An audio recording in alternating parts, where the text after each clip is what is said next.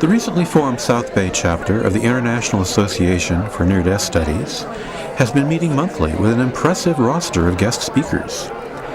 Today, the Reverend Jim Thomas talks about an out-of-body experience he had in 1968.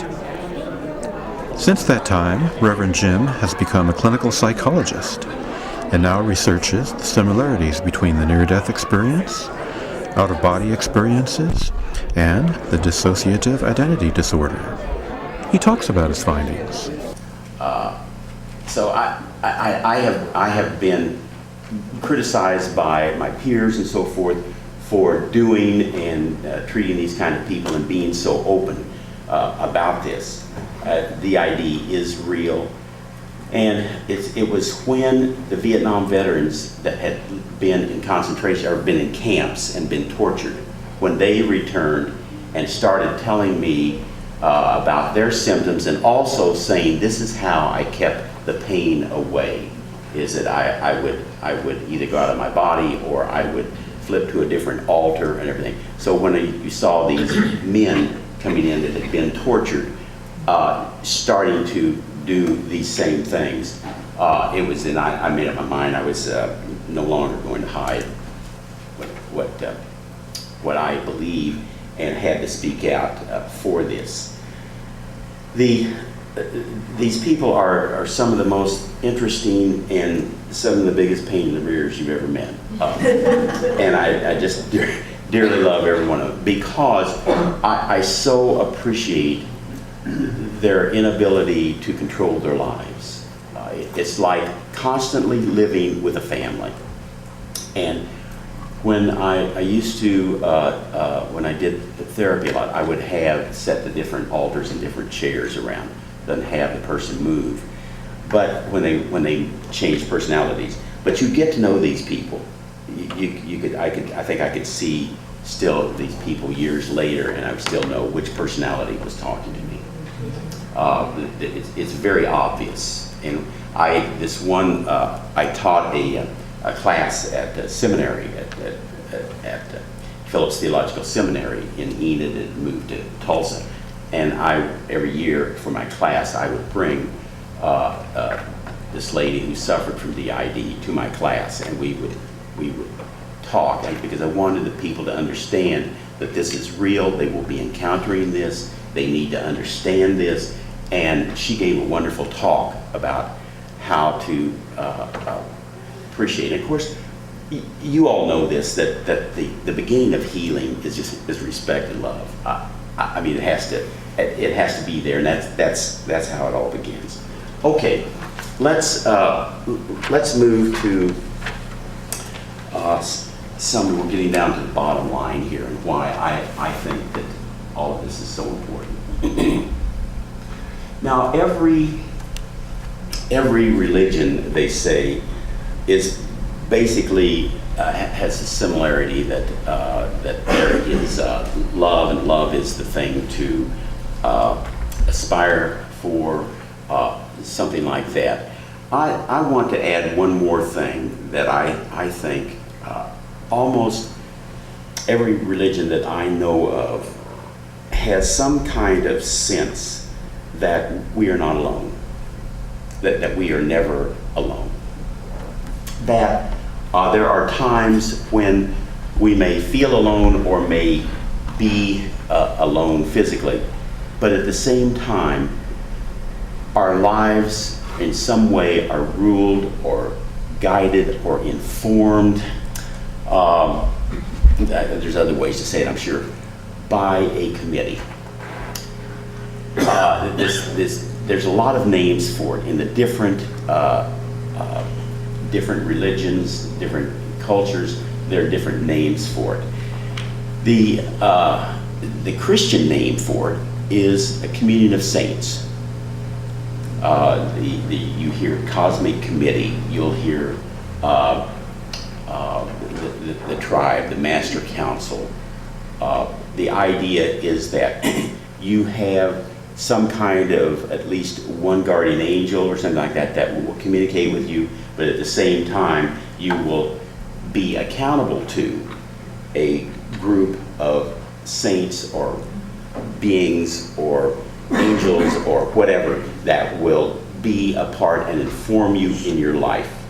Now, of course, what I'm trying to do here is to connect this all together, and what I'm going to end up saying is how important it is to understand this and to for us to get behind N.D.E.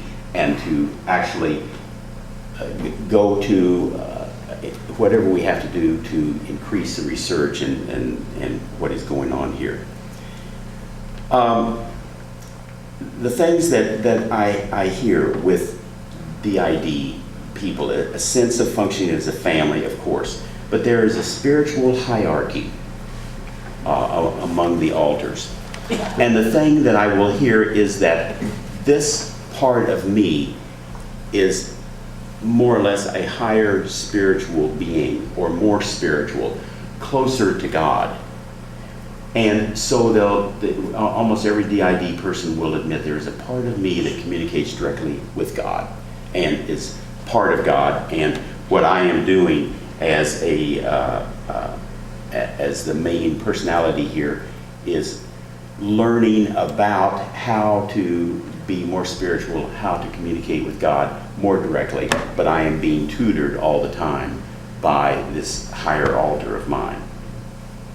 So there's guidance from that. There's also a claim of traveling to the third world, which is a non-physical domain, but it is a place, some people will say, my sacred garden. People will say, my castle out in space. But to some of the people, it's a literal place. It's the place down the river. It's my back 40 acres of my farm, or my backyard, or whatever. But there is a sense that we travel to this to these domains, and a sense of co-presence. I may be lonely sometimes. I never feel that I'm alone. I never have felt that I'm alone. And I'm always reminded of the story on Star Trek when they took the Borg and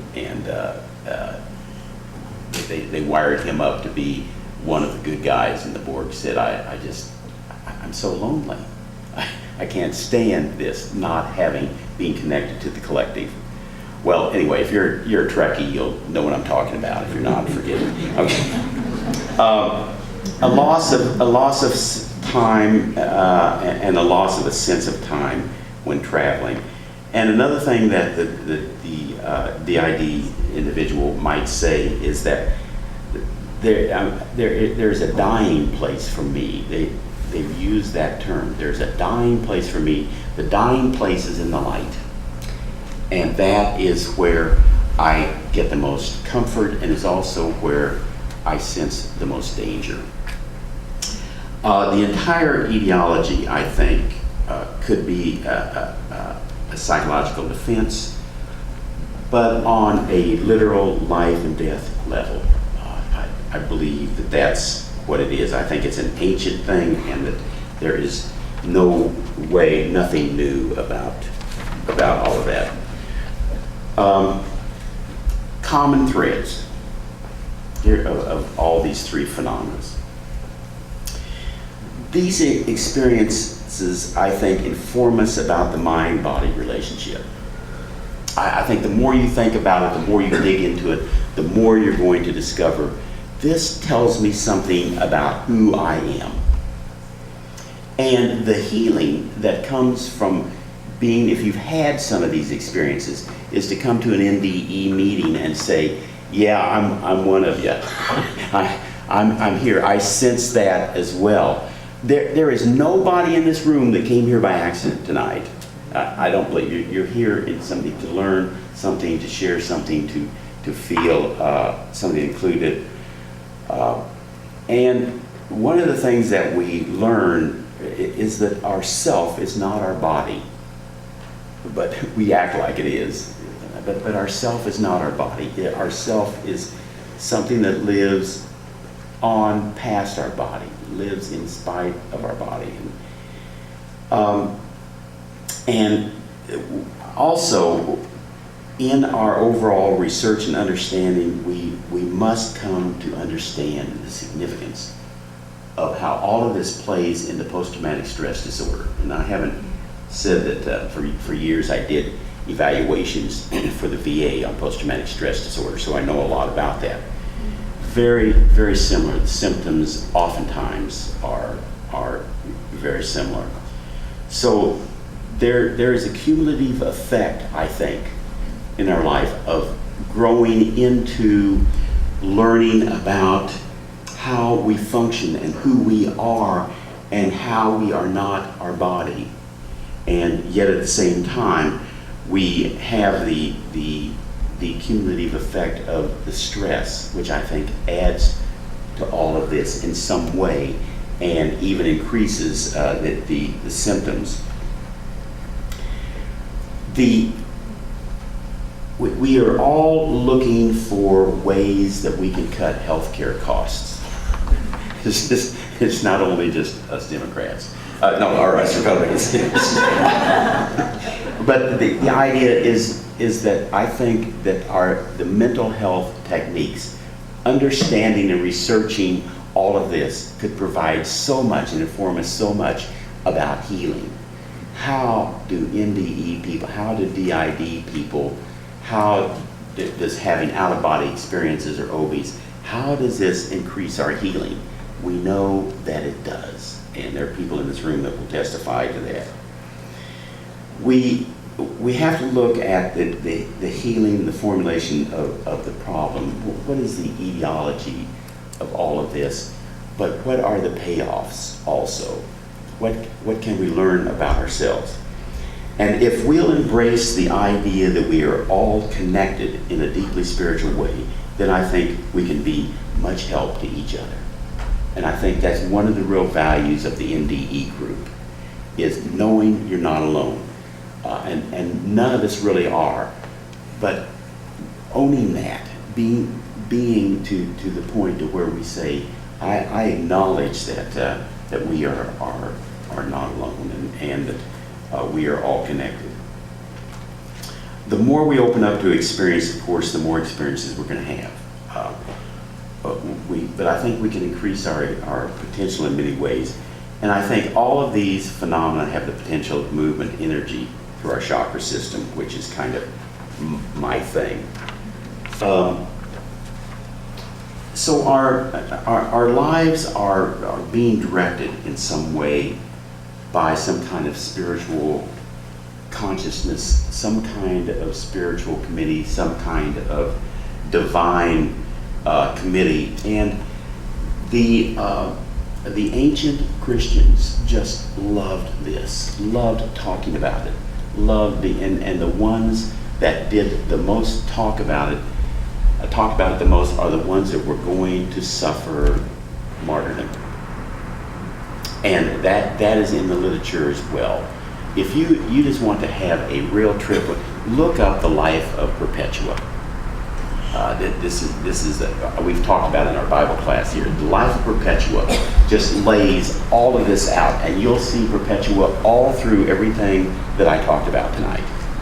She said, go look up Julian of Norwich, go look up any of the saints, and you dig into their lives, you're going to see this. It is socially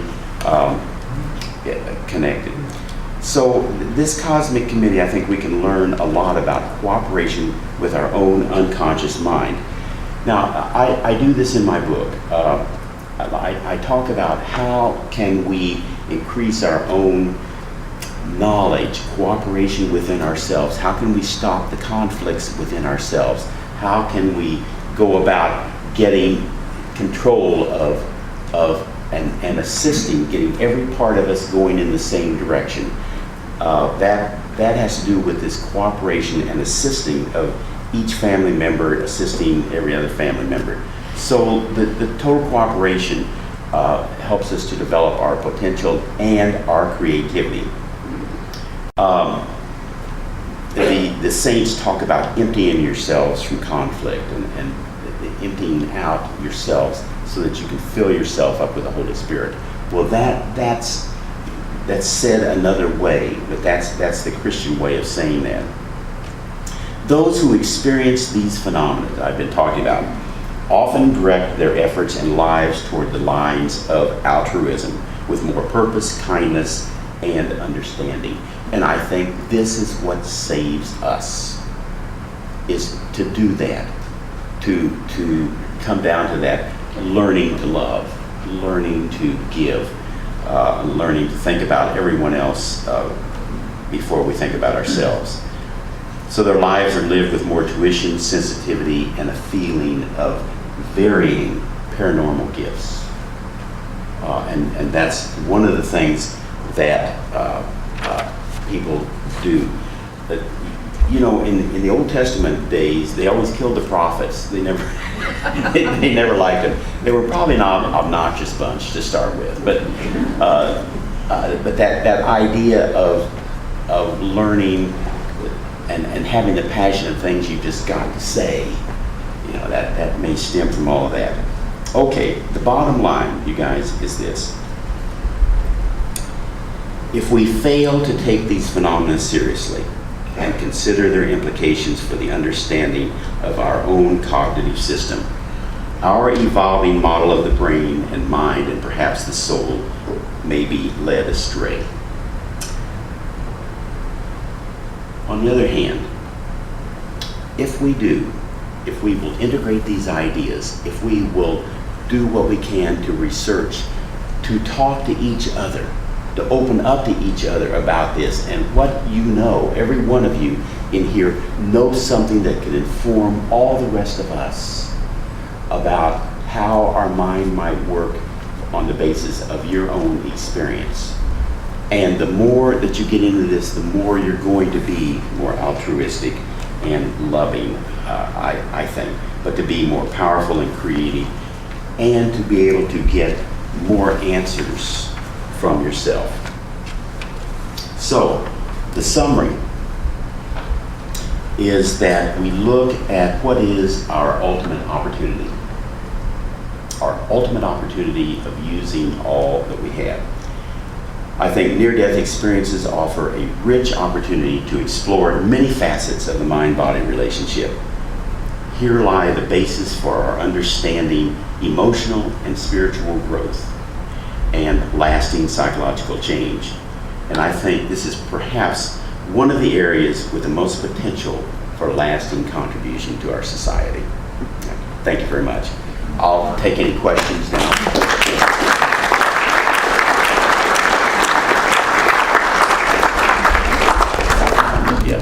Yes, sir. I have a question. Probably don't need it. When you had your initial out-of-body experience, a lot of people describe a hovering over their body, being able to see all the activity that's going on around them. Did you have that, or did you have an experience where you actually went farther up immediately into the light? I went very, very quickly into the light, but man, I knew I was traveling. And I just thought, oh, this is what death is. This is you know, and but then very quickly it was like I was looking down from the satellite or the spaceship, that kind of thing, at that distance. Yeah, and then I came back. It was just the opposite. I came back very quickly. So anyway, all right. Yes, Barbara. Pastor Jim, what does it say about us if we have never experienced? We were not a D.I.D. and we have not had an O.B.E. or an N.D.E. But you come to seminars anyway. You're a wonderful person. That's what I Does that mean perhaps that we're denying and shutting down the possibility? No. Or does it just mean that in the random order of the universe, we ain't it? You know, Barbara, I think that's really it. I fail to believe there's anything negative. And you know, that's well, I had an N.D.E, la-di-da-di-da, you know. And no, it's not that kind of thing. It's a very humbling experience. But there's some people that really disassociate very easily. Just like there's some people that hypnotize very easily. And I don't think that means anything about your personality, or I think the only thing I can say is that you might have missed out on something, but on the other hand, I can't sing like you do either. So anyway, we all have something. Yes, Ivan? Thanks, Jim. Actually, I had a chill because it was an Easter Sunday experience that led me to you, which I'll talk to you about later. So as Jim and some folks know, I'm lucky to be here because I disappeared for about a week. And after that, whatever happened, when I look at people, I don't have judgment. So it's really nice to be able to look at people and love them, even if it looks weird. It's so different inside. So my question, Jim, is this stuff with the economy. I'm going to put you on the spot here. See, I don't think it's about the economy. I think it's driving us to that thing you're talking about there, to be connected with ourselves and with each other in terms of spiritual connections. And I'm wondering what your perspective is on that. Well, I agree with you. It may, I mean, the economy is there, and it's what it is. And people are very scared about this and that. However, this is some place to go. But so is spirituality generally. But this is somewhere that we can reach an understanding that will fulfill us, I think, in a way, so we eat more hamburger or cereal than we used to eat, or what. I don't know. But I think you're right. This is something about the essence of joy. I feel so passionate about this, and it's really a joy to get up here and talk about it. I thank you so much, John, for allowing me to do this and just being here. So it is a deep, rich thing that adds joy and I think meaning and purpose to one's life. Yes, Margot, what'd you get, Margot? Jim, thank you. I don't mean this in a disparaging way, but do you think there's really a hard line between spirituality and madness? And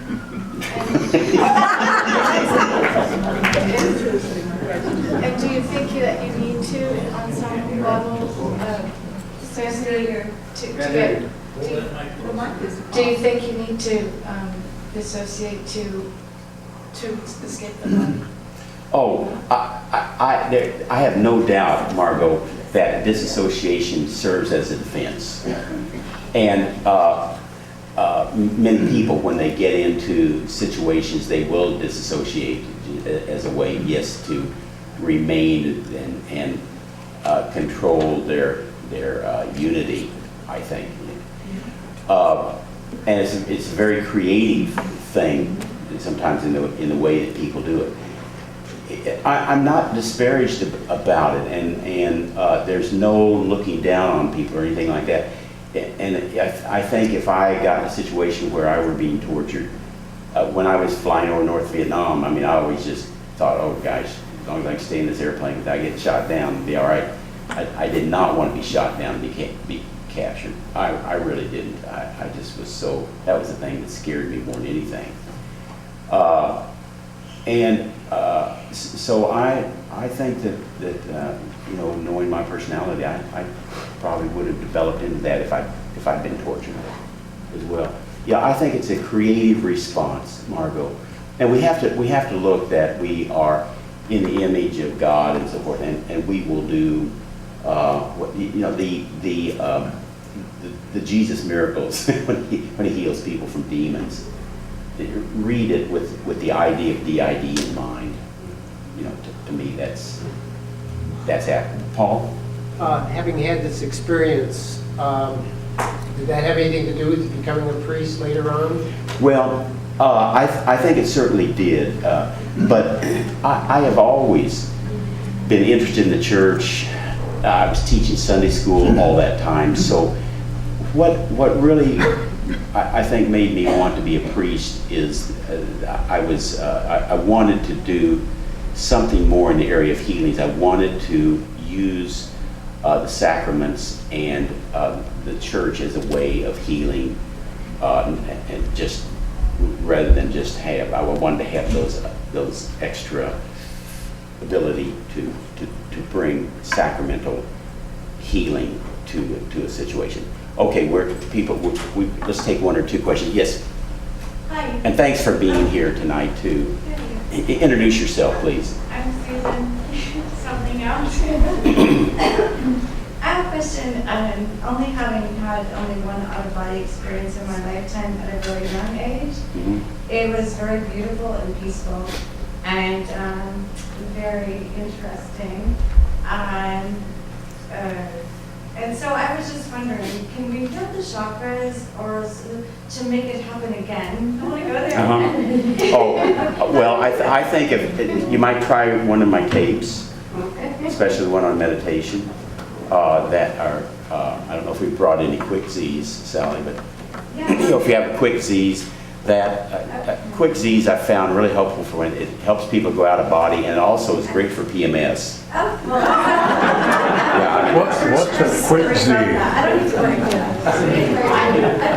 A nap. All right. Cecil, did you have a comment? No. Well, whomp him upside the head there, so it's easy. I had the silver cord thing, but it didn't let me go far enough. Well, you can. There's certainly technology to do that, and I've never. By the way, I've never found any way for it to be harmful. No. I've never met anyone that's harmed by that. Thank you very, very much, all of you.